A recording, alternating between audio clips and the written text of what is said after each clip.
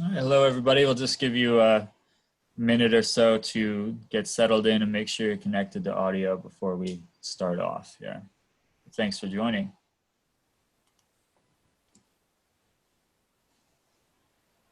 I just put my name in here.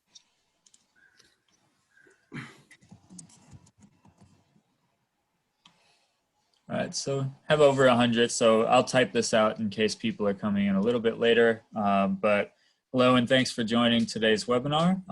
Before we get started, I just wanted to cover a few technical details. We do intend this to be more interactive than we potentially usually are. This was originally going to be held at the annual meeting in 2020 in New Orleans, which obviously did not happen. And it was going to be that was going to be an opportunity for people to kind of share their own challenges and successes about the technification of their registrar staff, hence the title there. So there's 3 ways you can interact. We want to highly encourage you to use the hand raise feature when we get to the Q&A section. So if you raise your hand, then I'll just come and unmute you, so you'll be able to talk over the open audio line, and I'll announce you just so you know your line is open.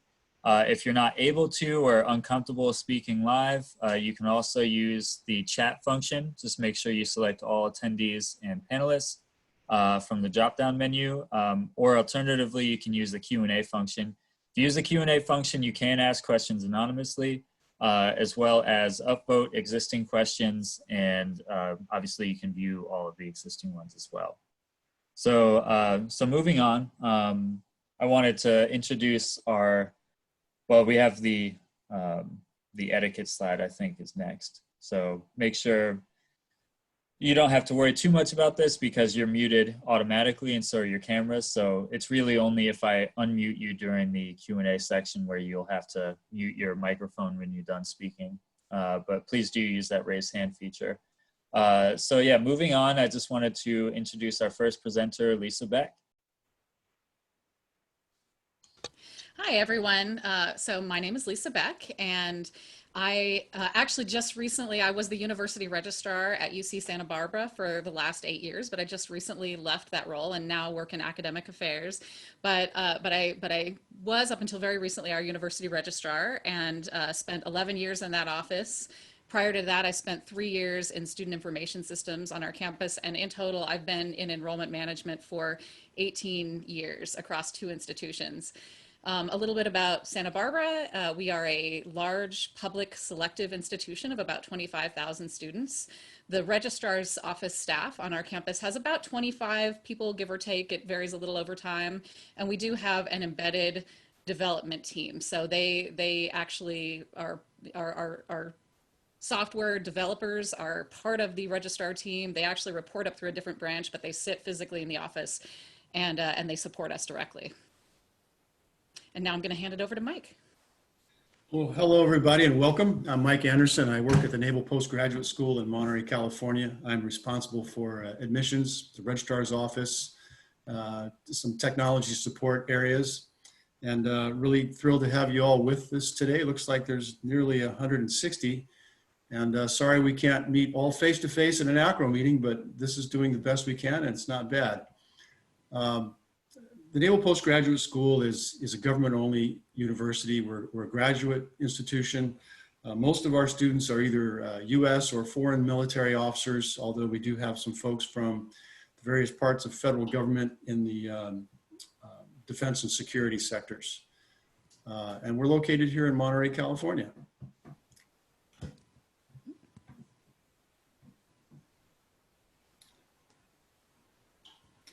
So, the way we'd like to kind of conduct this session today is we're going to breeze through our slides as quickly as we can. We have a lot of them. That's so that we can leave you with a good stack of slides that might help you as you go forward facing some of the challenges that Lisa and I have. But we'll attempt to race through those slides. And if we go too fast and we get to the Q&A session, please call us back and we'll go look at one in more detail. But we really want to share ideas with you in the second half of this session. And understand some of the challenges that you're facing and where we have common learning and common solutions. Next slide. Lisa, you can define this one. So I just threw this in because when we were preparing this session, a lot of people asked me, what is technification? I've never heard that word before. Well, it is a real word. And when we were trying to think of describing the phenomenon that we've seen in our offices over the last 20, 30 years, this was the best word that we could find that described it. So technification is the action or fact of making technical the adoption or imposition of technology or technical methods. So that is the process that we have seen happen in our offices over the last few decades, and our staff need to come along with that process. So Lisa and I didn't know each other until we met by chance at the 2019 ACRO meeting in Los Angeles. And we were both sitting in the room after a presentation. And I think we were both kind of thinking about what we just heard and struck up a conversation, and within a minute realized that we were both commiserating about the challenges we had both recently faced in upgrading some of our position descriptions in the registrar's office, specifically trying to bridge the gap between the increasing number of technical responsibilities that are placed on ourselves and on our staff with all those historical functional responsibilities that were always there in the typical position descriptions that are managed by a human resources office. A lot of times we don't look at those until it's time to dust them off and do some hiring. And we go, that's not really what the person does anymore. They do a lot more than that. And then you start this odyssey with the human resources folks that classify these position descriptions, and it, as our story will unfold, you'll see that can be quite an interesting journey. So we talked about how we can restructure our organizations and update these job descriptions. Well, hang back a little bit, Lisa, when we come back to that slide. Did I leave anything out? Kind of on that last bullet, we will talk about, working with HR as partners to bring about the right tools for hiring so that you can recruit, grow, promote, and importantly, retain those people that are doing so much hard work, as we all are familiar with in the registrar's office. Okay, next slide. So many of you know Tom Black. Tom Black is currently the registrar at Johns Hopkins University. And I first heard this from him, and I assume I can quote him safely. The modern Office of the Registrar is a nexus of academic policy, technology, and customer service. The technology, Tom and I shared an email a couple of weeks ago about what's changed since 1980, and a lot has changed. 1980 might be about the time people in the registrar's office heard about computers and fax machines and other new technologies that started to first appear as tools that would make it easier to operate, but soon also brought new responsibilities for managing that technology. So when I drew this little Venn diagram here where you see the intersections between academic policy and customer service and technology, look at those kinds of technical responsibilities that we see laid on our teams today. Business process analyst, writing specifications, having to do a lot of implementation testing or beta testing, being a project manager, being the person who has to mine the data and pull it all together in a spreadsheet and build the charts, managing knowledge. Being a knowledge manager is a response. I'll talk about that a little bit later in more detail, but that's a big one. Being a web content manager. I have webmasters in my own organization. A few years ago, the webmasters worked for the CIO. Now I have one that works for me. So I wanted to kind of illustrate technification over time. Here you see, some of those things those tools that we were using back in the 1980s, green bar paper, punch cards, microfiche. Some of you may remember telephone registration. That's how I did it when I was in school. Over there on the right, you see some of the images of standing in line to move a punch card from one line, get something done to it, get it moved to another one. On that left group are things that in 1980 the registrar did and the IT folks did. But look at how we're doing things these days. Those yellow highlighted areas are things that used to fall squarely under the CIO or the IT group, But now in a registrar's office, you also often find a project manager, a business process analyst, contract manager, somebody writing specifications, and the troubleshooter. Sometimes the technical troubleshooter, you only get to the problem if the registrar is involved. The IT folks just can't even find it on their own sometimes because they don't have the function. They aren't able to pair together the functional understanding with the technical understanding. Next slide, Lisa. And we threw this together. It's probably hard to see here, but there are so many systems on our campus. So Lisa's at a big UC. I'm in a small graduate school, but I can tell you the number of systems that my folks have to maintain their expertise in and that use every day, it's big, and it's even bigger at a school like UC. And in the yellow, and this is a tough one. Let's go back a little bit. In the yellow, look at the number of homegrown systems. So I'm using a homegrown SIS. So is Lisa. That's big, and that can double or triple the technification aspects of your registrar's office, because you're the only ones that really know what's behind that SIS, why it's customized for your unique needs the way it is, and that's a heavy burden. Okay, next slide. So, thinking about recruiting, growing, promoting, and retaining. It's hard to get the Human Resources Office to recognize that those technical job performance duties that are being done in the registrar's office are those same types of technology responsibilities that are done under the CIO. And they have a difficult time getting their head wrapped around that we need to compensate those people who are doing those technical and functional jobs at the same level we compensate the folks that are technical.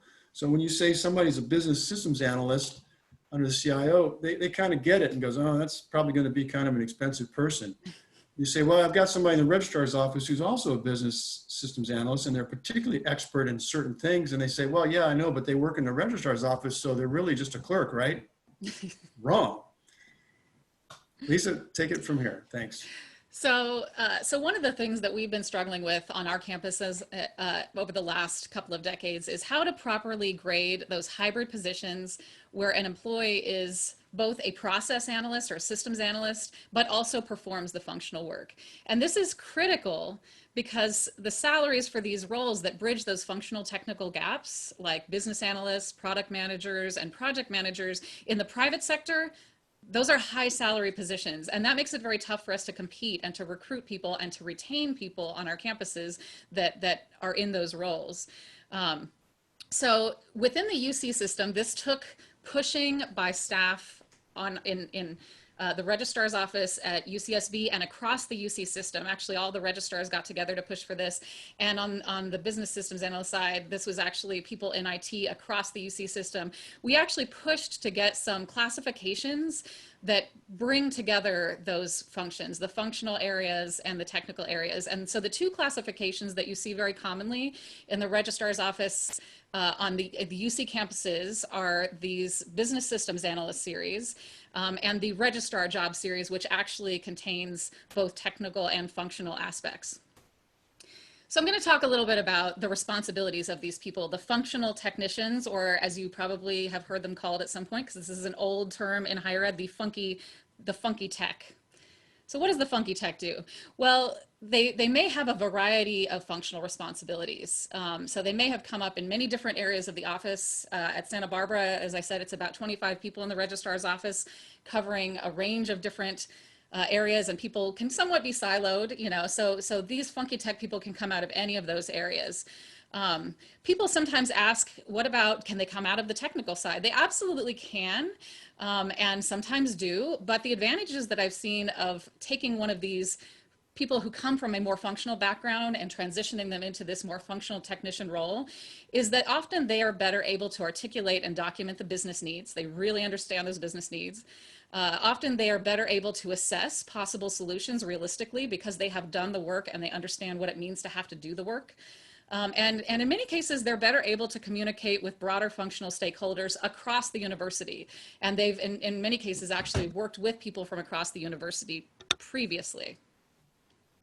They also will often have a variety of different kinds of technical responsibilities, and on our campus, they tend to fall into two buckets. So they may be systems responsibilities, which might include requirement gathering and writing, documenting systems and processes, project management at a higher level, and certainly quality assurance and training.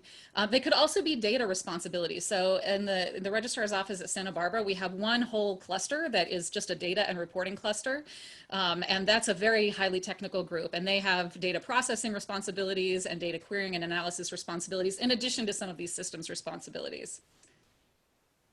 So in order to be successful at developing these hybrid staff members, I really think it's critical that we develop a mix of skills in all staff rather than having a firm divide. So some people might be more technically inclined or more functionally inclined, but all positions, whether they're technical or functional, should be doing both types of work some of the time. And this is actually becoming more feasible as technology becomes more ubiquitous. So, 20, 30 years ago, if you took a functional staff member in the Office of the Registrar and asked them to learn to do some of the technical things that we're asking for now, it would have been very intimidating because they might not even have strong, basic computer skills. But nowadays, that's less and less true. So newer staff you may be bringing into your office probably already have a baseline skill set in technology.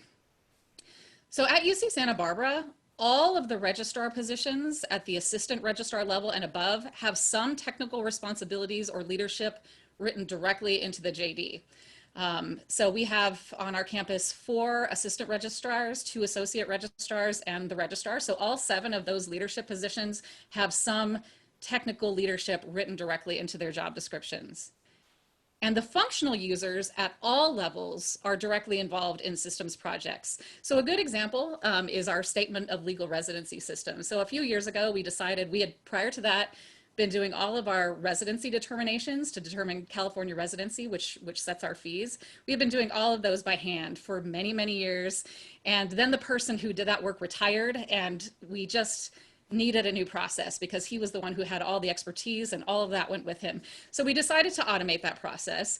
And our assistant residency deputy, who was she's just a ground level staff member. She had no technical background. She and our assistant registrar that's over that area, they actually worked together to do almost all of the documenting of the processes, coming up with like what the system would look like. And they worked with a business systems analyst to get all of that into a format that somebody could then develop it into a system.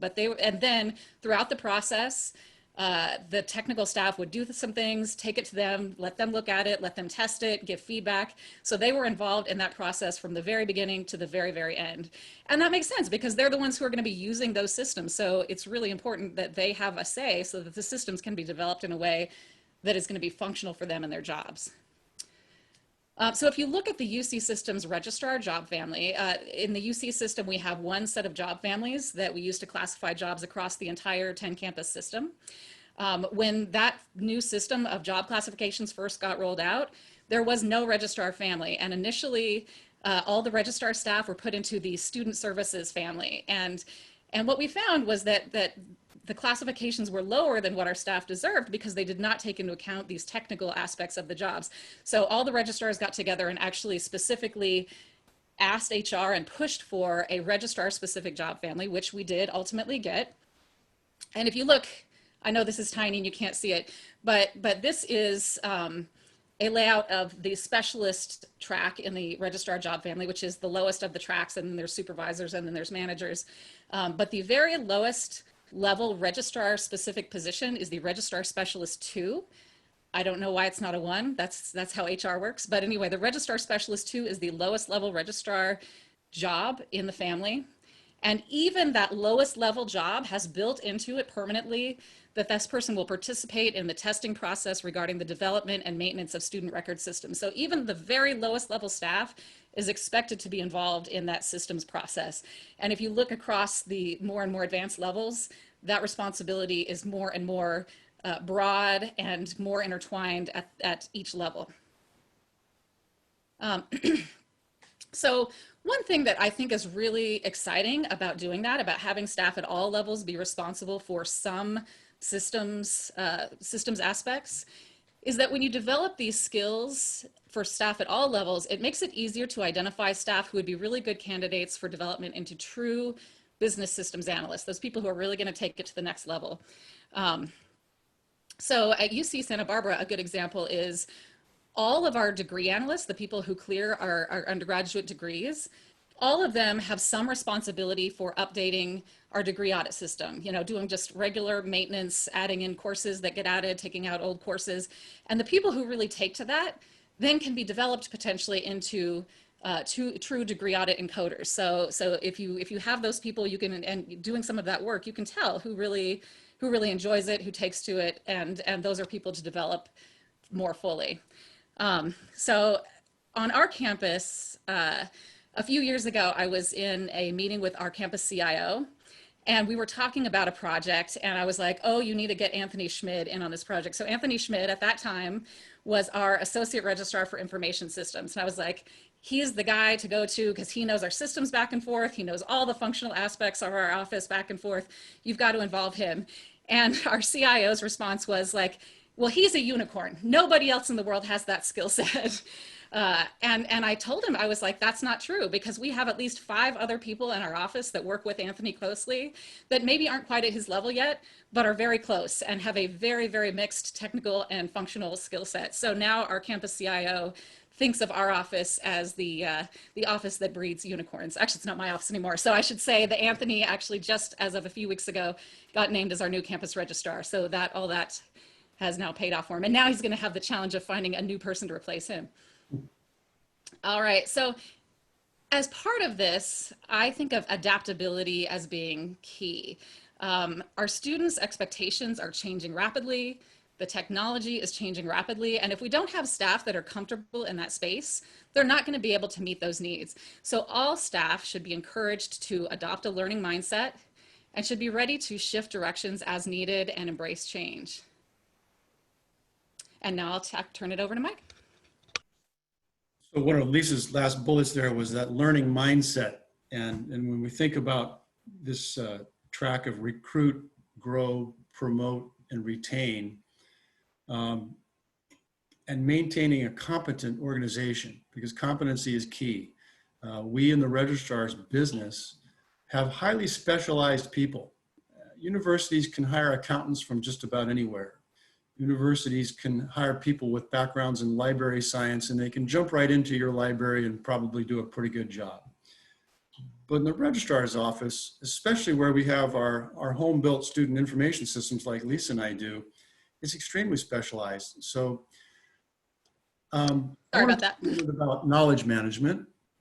And when I talk about knowledge management, I want to emphasize I'm not talking about technology per se. Technology is a very useful tool, and I'll show you an example, but knowledge management really is about connecting people. It's connecting those who know with those who need to know.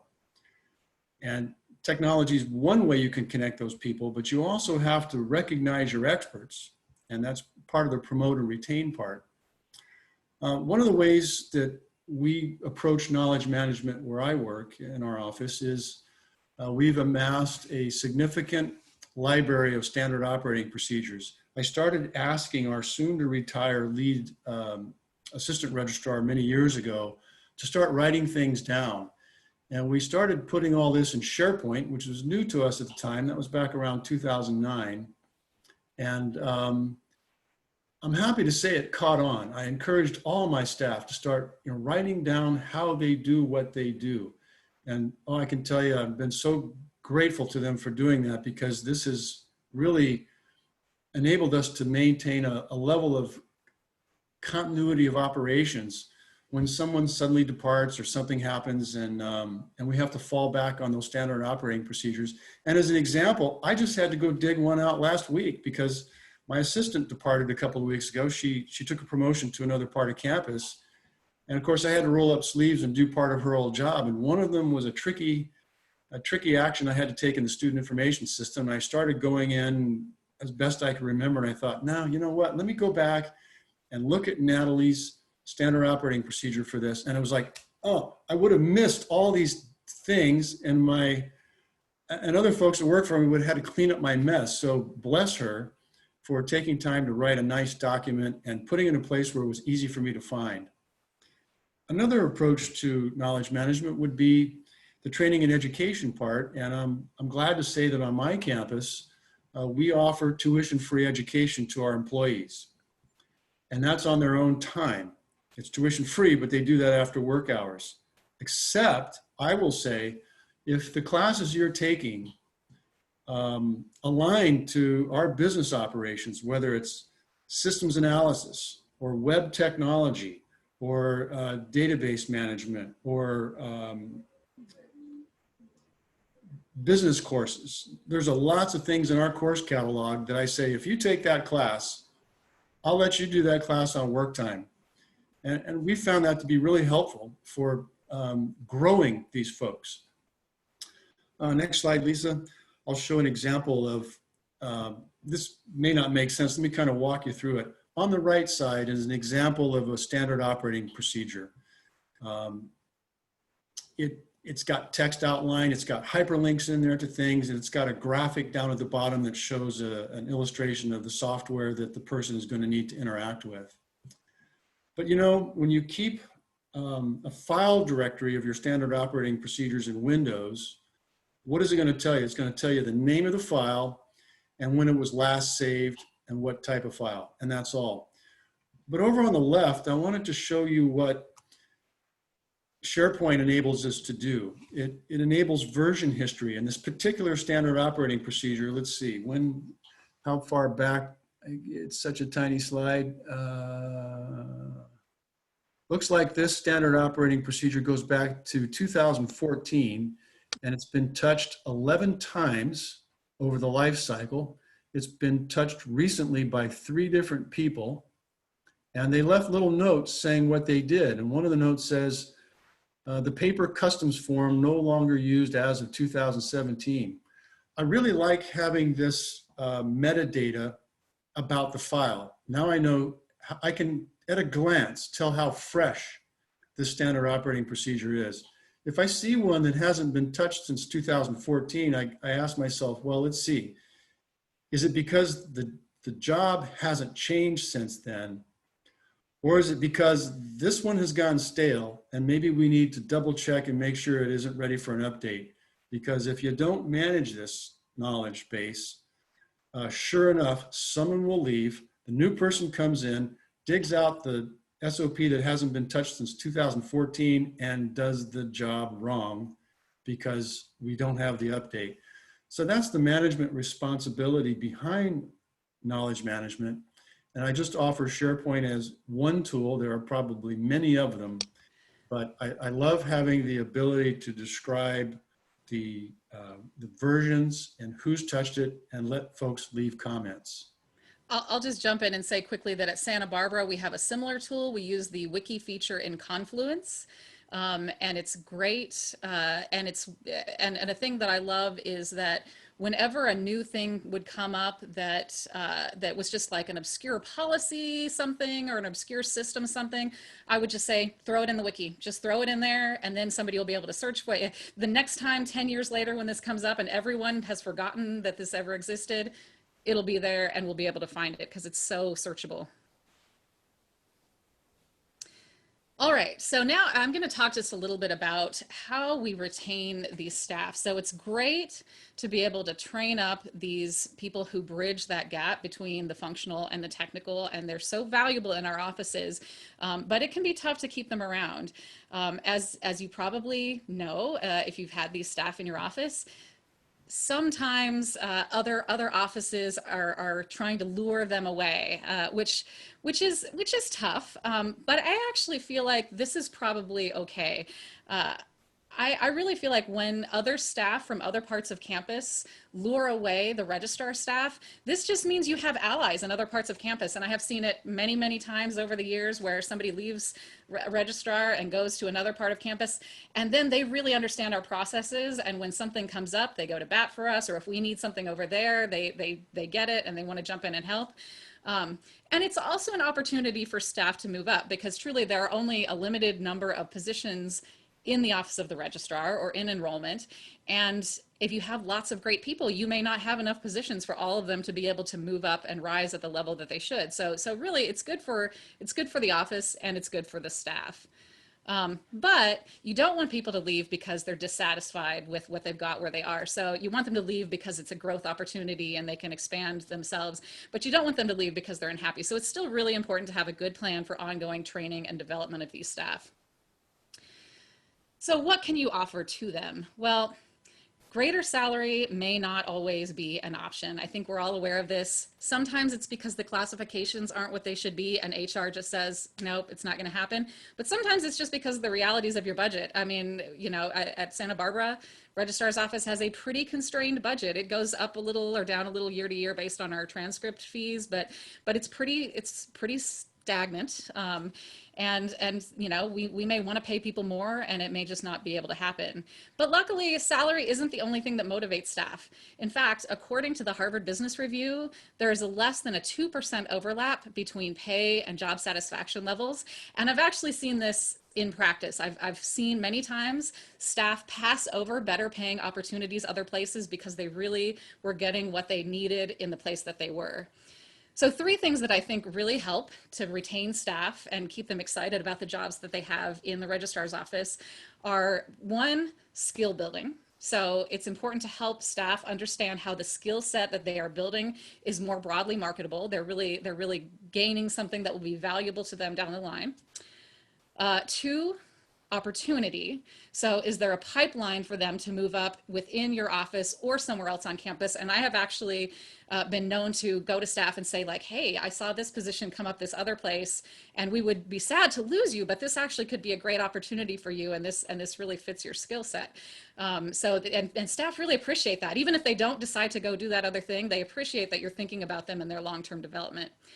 And 3rd is flexibility. So can they work from home for some of the time? Can they work on an alternate schedule? And I'll say at Santa Barbara, there are people who start at 7 in the morning or earlier even, and there are people who don't leave until 6 or 7 at night. I mean, it's all over the place. So, and I think we're probably actually going to see more of this proliferating as we come out of COVID, because I think a lot of people who may have felt uncomfortable with staff working from home previously have now had a chance to get adjusted to that. So I think that flexibility that we can offer is actually even greater now than it was a few months ago. All right, so one thing that I have seen happen as we take really good ground level staff and start developing them in these more complex skill sets is there are some staff who really feel like they start to lose the connection with the mission of the university. They start to miss working with students. They start to forget why we exist as a campus. And I think it's really important to stay connected to that mission, and it's really motivating for people. So there are a few things that I like to try to do to encourage staff to maintain that connection. One is really to help them find opportunities to connect back with our students. So that might be through mentoring student staff. It might be TAing our student success classes. Our student success classes on our campus, like Introduction to the Research University or some other ones, they actually, the TAs for those classes are always staff members on campus because they know the resources best. So I've always encouraged staff in my offices to apply for those TA-ships. Or reading admissions applications. So our campus, because we have so many applications, we recruit readers from across the university to help with that admissions reading process. And that is a great way to learn more about our incoming students. And another way to help them really reconnect and feel like part of a bigger mission is just to really help them to understand the impact of their work, to see both the direct and indirect impact they're having on students. And to cultivate a longer term perspective. So as an example, if a person's like in a student services role or an advising role, they might see a student, help them immediately, the student's grateful and they feel great and it's wonderful and they get that boost. If you're working on a long-term systems project, it might be years before the work that you're doing really comes to fruition in a way that the students can see and benefit from it. So it's really important to just help them, talk through that and look at what this is going to do for the students and celebrate small wins along the way so that they really understand what's the bigger context that they're working in. All right, and now we're going to wrap things up. So I'll hand it back over to Mike. All right, thanks. No, that was awesome. Thanks for sharing your experiences there. And I know lots of people in the chat were just kind of thanking you for validating the work, especially the technical level of knowledge and experience you need to have in order to do it well.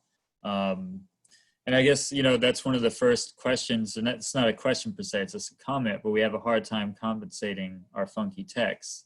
And I'm not sure how much of that has to do with, as you alluded to, Mike, the kind of history of the registrar's office being more clerical in nature, and people on campus not being aware of how much it's changed.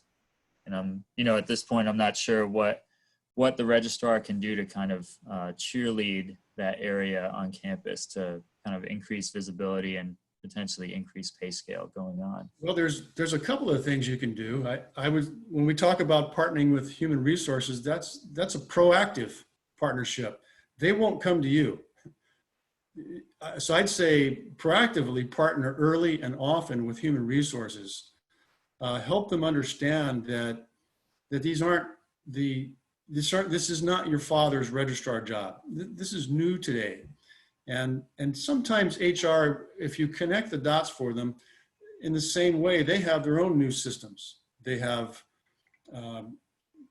systems that are built specifically for human resources, whether it's for hiring and placement or recruiting or tracking training responsibilities and things like that. So I see technology growing on them every day. And so sometimes I'm able to just get the conversation started in that way. But one of the things that we do in the federal government in our personnel system is something called a desk audit. And if it hadn't been for the desk audit process, I would not have been able to create that associate registrar position. When Lisa and I met, we were both like, yay. Coincidentally, we both had just finally created these associate registrar for technology positions. And it was a long, hard climb. But in my case, it was conducting that desk audit. And that means a human resources classification analyst comes in and interviews the supervisor. Then they spend a lot of time interviewing and observing the employee do the work. And that was the ticket, in my case, to upgrading that particular position description to create that first ever associate registrar for technology at the Naval Postgraduate School. Yeah, I think everything Mike said is absolutely right. And I will say, at the Santa Barbara campus, we have had a lot of success, but it's been over a period of time. So we're not always successful the first time. And I think a really good example on our campus was when we classified our scheduling position, our course scheduler. Because when we first took the position, we wanted to incorporate a lot more analytics into the role. We wanted to have them doing a lot more long-term curriculum management. And so we took this updated job description to HR, and they looked at it, and in their minds, course scheduler was like somebody who goes into Google Calendar and plops courses into it. And so they were like, oh, this isn't a higher level role. This was way too highly classified. This is like an administrative assistant. And I was like, no, you don't understand. If that's what you think, you're not understanding what the job is. And so we actually begged for a desk audit. We were like, come watch what the person does, and that will help you to understand. And the person did come down and sit with our scheduler over a period of time. We showed them all the systems this person had to touch. We showed them the kind of analytics work we were wanting them to do that was existing in another part of the office at the time. And so it was a tough process, and it took months to get them on the same page with us. And ultimately, the job description that we came up with is a hard job description to understand. That's one downside is, and Mike says that this happens on his campus as well. A lot of times we will end up with HR and just saying like, well, here's what we're going for. you tell us the language that you need to see in order to get this position classified the way that we want it to be. And so often our job descriptions are really written for HR's edification, and they don't have any real bearing on anything that somebody outside of HR could read and understand what the job is. And so that's a downside. And when we post positions for recruitment, we have to sort of write like separate job descriptions in order, like they're the recruitment job descriptions, so people understand what the job actually is. But it is possible. You just have to be patient and persistent. And then there have been other times that we've pushed for it and we were not successful. And then you just have to, you know, throw in the towel and try again the next time. So it's not an easy process. You have to have that long-term view. And we had a hand raised, and apologize, I probably am mispronouncing this, but Pradeep, you can unmute yourself if you'd like to speak. Yeah, just I was thinking that as I have put the question also, emotional, type of emotional intelligence type of training, because this type of pandemic, what is going on, it's a kind of step back and look again type of thing is more important. And sometimes perception is not the reality. Sometimes just by going for salary and other thing may end up by the staff to some extent it is the end of the road kind of thing. So those type of thing you are taking care of, or and how? That is my question. Thank you very much. Thank you, Pradeep. And he asked this question in the Q&A also, but you know, the emotional development having anything to do with job satisfaction and what you do to kind of develop or grow that area. I have one thought on that.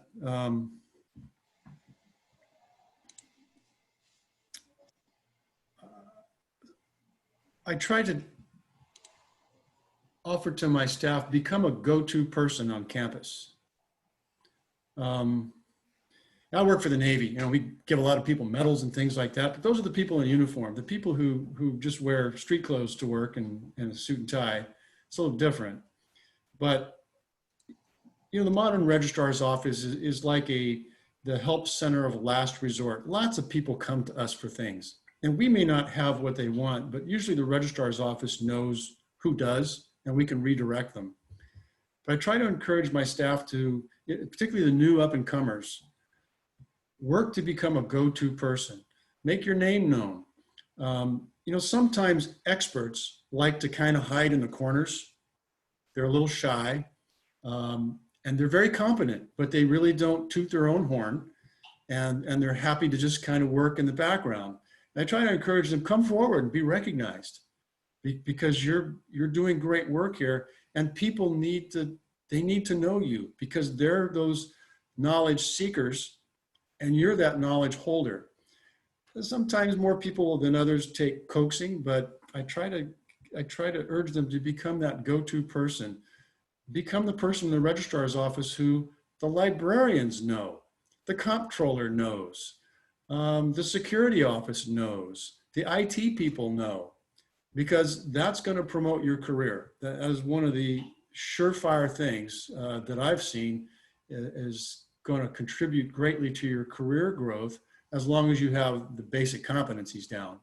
But becoming that go-to person, I hope I've answered the question right.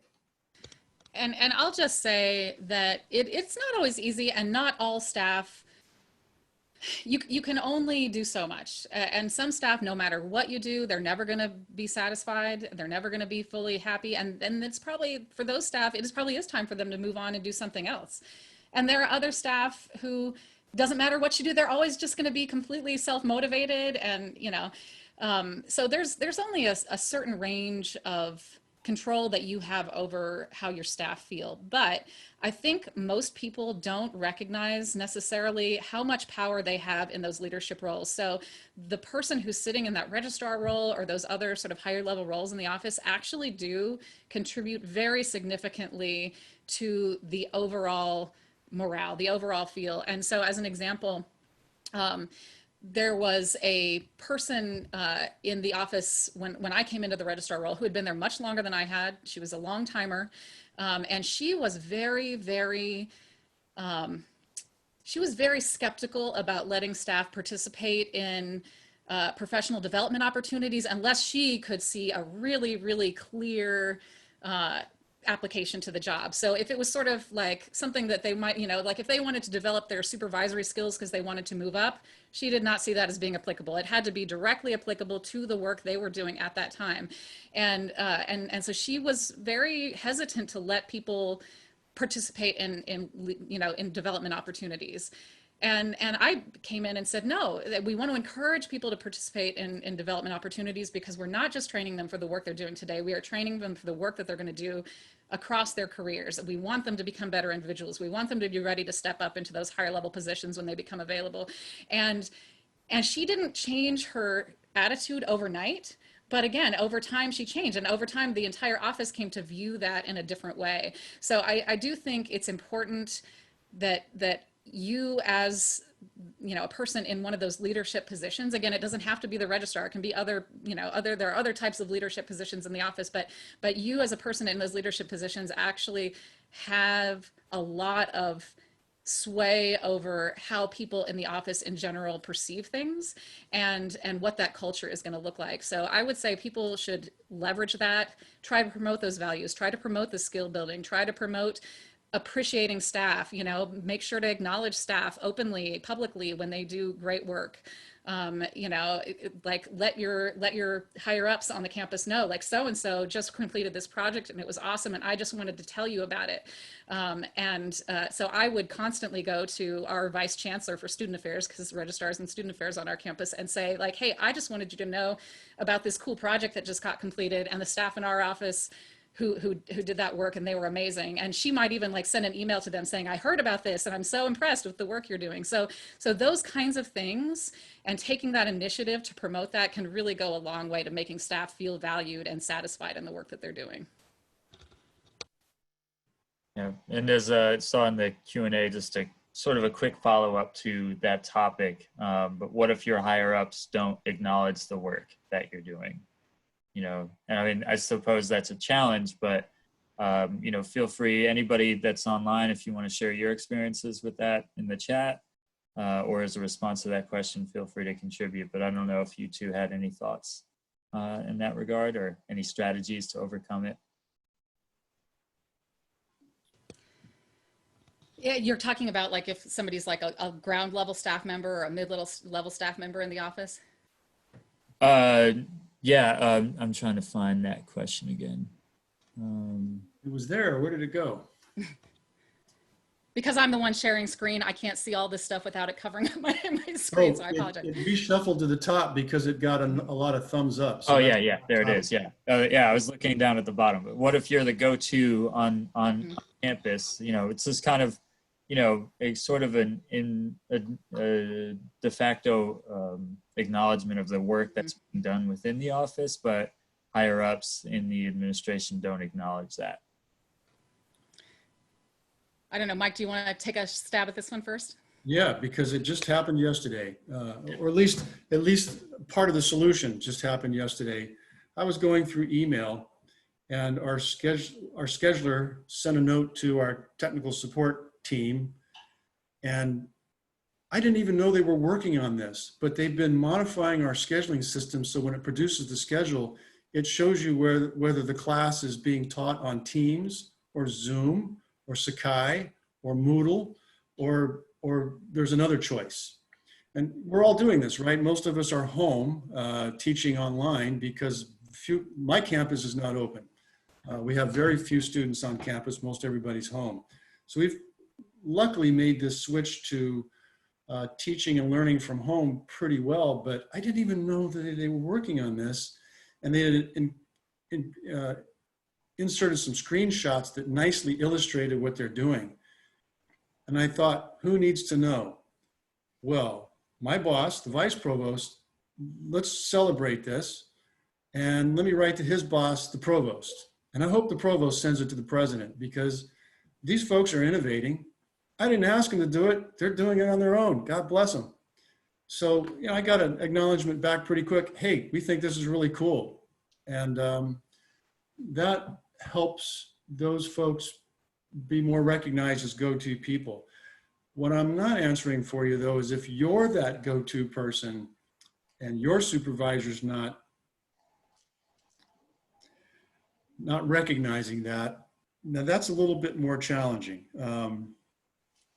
Certainly that's a conversation to come up during performance review when you have your portfolio of accomplishments and start laying things on the table. Well, I did this and I did that and I did this other thing. That certainly is worth getting documented in your performance review system. Lisa?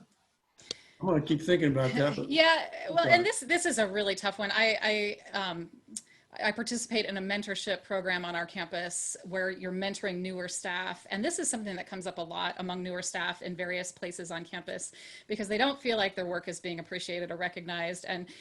And there's a few things I can say about that, but again, there is limited control that you have over the people around you. So one thing I would say is it is never a wrong thing to toot your own horn. I know people a lot of times don't feel comfortable doing it. They don't want to bring up, they just want to be modest, but you don't have to be modest. It's okay. It's okay to like feel good about the work you've done and express that to your supervisor. It's also really great to recognize the work other people around you are doing. So even if it's a person, doing the same kind of work that you do, like if you're in a staff meeting and you say like, oh, hey, so-and-so really helped me with this thing the other day and it was so great and I'm really appreciative. Like even a person at that ground level can influence the culture in a positive way by doing some of those things. I actually remember years ago, I was our degree audit encoder on the Santa Barbara campus.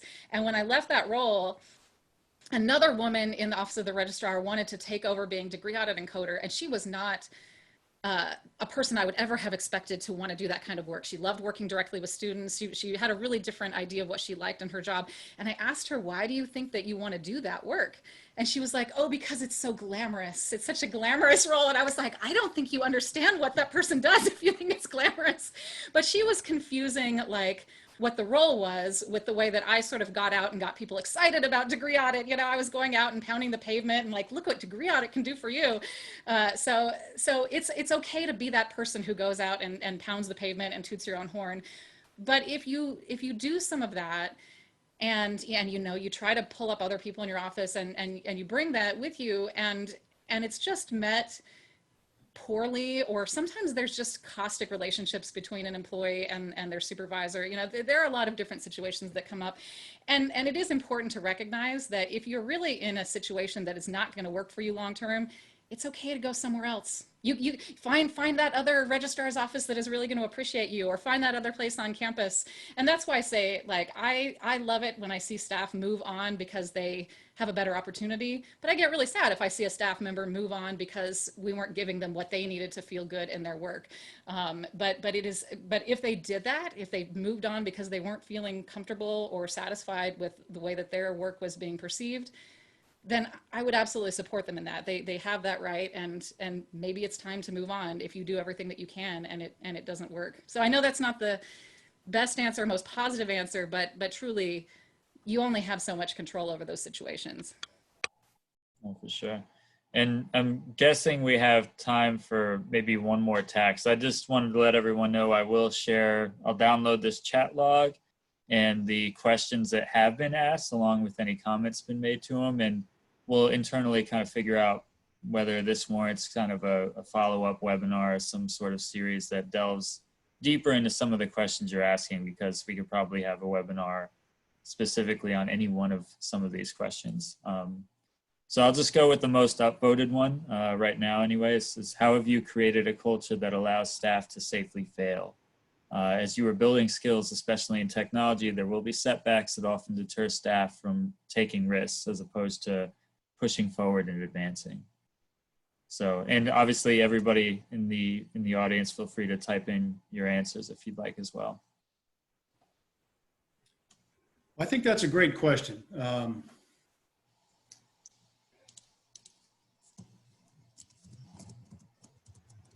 I worked, my first career with the Navy was in designing flight training, and you have to create a safe learning environment. In flight training, we normally do that with simulators, but when we're in the aircraft, you're there with an instructor. And so there's someone else there to keep you flying. When we let somebody take a stretch assignment in a registrar's office, there are certain things you might try that you can afford to easily fail, but graduation nominations are not one of them. So there's where, it's up to, as registrar or as an associate or assistant registrar, if you're creating that opportunity for that person to stretch, good on you. But probably you need to be careful to either put people in partnership together, because 4 eyes are better than 2 eyes, 6 eyes are better than 4 eyes, and so on. A lot of times, even novices working together give themselves cross support in amazing ways. And it sometimes works much better than having your supervisor breathing down your neck. So that's one place to start, is try to let a team of people, of novices, approach the stretch assignment together, and you may get a stronger result. Having your mid-grade folks or yourself, either meeting with them or making sure they know that if something doesn't seem right, your door's always open, come talk to you. I guess it depends on the specific circumstance, and I mentioned graduation nomination as one of those. It just has to be 100% right. So you either have to allow extra time for some checking after the fact, but sometimes you can do it pretty well just with peers. I wanted to quote, well, this is an urban legend. This is slightly relevant. The urban legend goes that David Packard of Hewlett-Packard and Company was once at a cocktail party in Silicon Valley, and somebody said, we were talking about training people. And said, well, if you train them, they'll just leave. And Packard said, what if you don't train them and they stay? So we have to we have to provide those stretch opportunities in that training. You just have to kind of be creative to think about how to do that in a safe way. So teams of peers or a little extra supervision and cheerleading too. Yeah, I was going to say, Doug had that exact quote in the chat. So well known. Something I often would tell staff is I'd much rather have a person who's going to be amazing in a role for 2 years than mediocre in a role for 30 years. I mean, it's, I want to see people excel, but when it comes to the failing thing specifically, I think a thing that's really important is to acknowledge successes publicly, but to address failures privately. That should be something that, is behind closed doors and is a conversation. And a really good example, I think, from our campus a few years ago is that we had a staff member make what was a minor error, but when you make a minor error in a system, it can blow up into a much bigger error. And so it caused students to be misassessed fees by about $2 million, which is about the entire budget for the registrar's office on our campus. So in one quarter, we misassessed students by $2 million. And the good thing was, this person, as soon as they realized the mistake, they immediately came to me. They felt comfortable doing that. And I messed up. We need to figure this out. And I think a thing that makes people feel comfortable in those situations is knowing that you're not going to be angry. I think you should approach everything with a solution mindset. I think that's really, really important. And that's what we did. So I immediately went to my boss and explained what happened and was like, I need to contextualize this for you. We were short-staffed. We didn't have anybody to double check the work. And this is why we were short-staffed, and we hadn't been able to rehire for this other position, and I really helped to contextualize it, not to try to take blame off of us, but just to say, here's how this came to be. And therefore, here are the things that I think we need to do to keep something like this from happening again. And then I worked with the staff member to say, like, what options can I provide to our higher ups for how we're going to fix the problem? So I think if you really come at things with that solution mindset, and people know that when they bring things up, you're not gonna be angry. You're going to be wanting to fix the problem. It makes them a lot more willing to, to make mistakes and take ownership of those mistakes and move ahead. And you know what? It was fine. We did fix the problem. We were able to go back and reassess the fees the following quarter. We still didn't get it all back, but we got most of it back. The higher ups were, they came to terms with it. They didn't love it, but they came to terms with it. And it was all okay in the end. And we learned a lot that allowed us in future years to avoid similar kinds of catastrophes. So I think it's really important, like I say, to acknowledge successes publicly, but failures need to be private conversations, and also develop both in yourself and in your staff that solution-oriented mindset, not the blame game, but the solution game. All right. Yeah, and it pretty much wraps us up. We're at 3 p.m. Eastern here. So I just want to thank you, Lisa and Mike, for presenting again. I thought you had some great insight into what you've had to come to terms with, and what kind of successes you've had, for that matter. Let me share the screen really quick here. So just before we sign off, here's our upcoming webinars. We've got a whole bunch in September. I know you're all going to be busy, but if you need some distraction from work, feel free to register for any of these. They're all at acro.org/webinars is the actual URL. And again, a lot for us to chew on. So we'll reach back out to attendees and registrants if we do any follow-up, but we'll make sure you have the recording, the chat log, and the PDF. And we'll also try to get some of the assets that were referenced in the presentation itself. So yeah, thanks very much, and have a good weekend. Thanks, everyone. Thank you.